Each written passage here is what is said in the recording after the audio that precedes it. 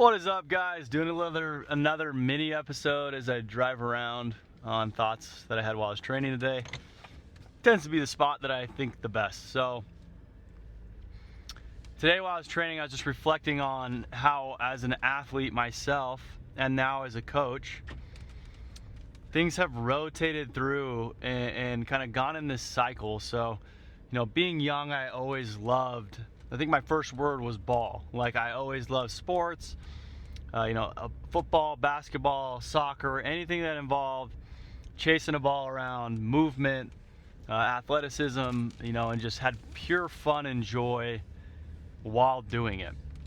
Sprinting, jumping, running, nothing like formal, right? No weight room involvement, just the pure love of going out and moving and playing sport.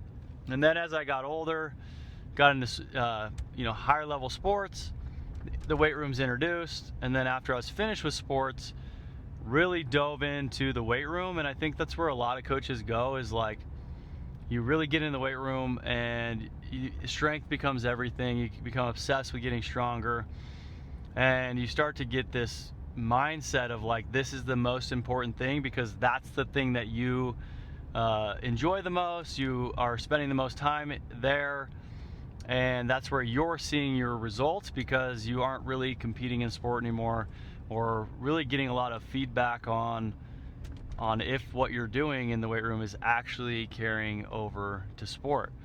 So it's been interesting to go on that journey of like really, again, loving just movement and playing, to loving the weight room and the gym and getting as strong as possible and competing in Olympic weightlifting and just really trying to push my numbers and get strong, to now, as I've coached athletes for longer and longer, so 14 years now, realizing that, the separator for a lot of athletes is their ability to move and their ability to create force quickly and sprint and run and jump and cut and change directions and react and anticipate, and all these things that, have to be added into the training. It can't just be in the weight room. The weight room has huge gaps when it comes to carrying over to the field.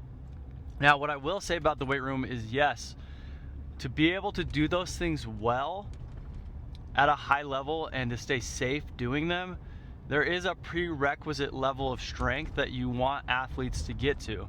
And a lot of times when they can't perform those movements well, or aren't that great a mover on the field or the court, part of that factor can be that they aren't strong enough, right? So it's understanding how to see that and then say, okay, let's get the athletes stronger, figure out where they need to be stronger and why they're failing in the things they're trying to do on the field, and then from there, realizing when that cup is full, right? So, for example, once you get athletes to a certain strength level, let's say you have an athlete and they're squatting, let's just say a college football player, and they're squatting 450 pounds for reps, but they're tight, they're immobile, they're having constant injuries or overuse injuries.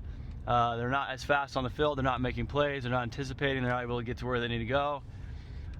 Like, the answer isn't getting their squat from 400 to 500. Like, the marginal gains that you're going to get from that is just not even worth the time and effort and energy of the athlete, right?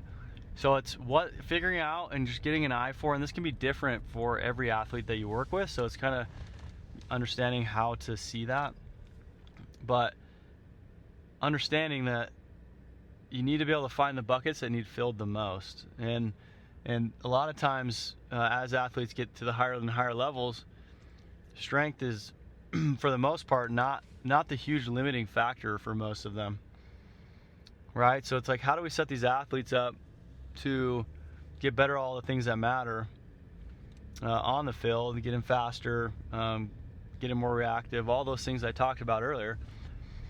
And include strength, yes, maintain strength, yes, but you don't need to keep pushing that and pushing that and pushing the strength side. And so it's interesting because in my own training, I've also been gradually moving over to that again, because I love golfing, I love tennis, I love pickleball, beer league softball, all of these things, pick up basketball. I want to be able to move and do those things at the best I can at my age, at 34. I've been sprinting consistently for years, 2 to 3 times a week, trying to maintain the ability to sprint fast, jump high, and movement. And that has served me so well and allowed me to continue to do things and almost get back to that like childlike enjoyment of sport, which I think is taken away from so many athletes, because you play competitive, it gets hard, it's burnt, you kind of burn out, play at a high level, that ends, and then you stop training in a way that has carryover outside the gym, and then you're unable to do those things that you want to do. You're not comfortable going out and playing those sports anymore. You can't move as well, right?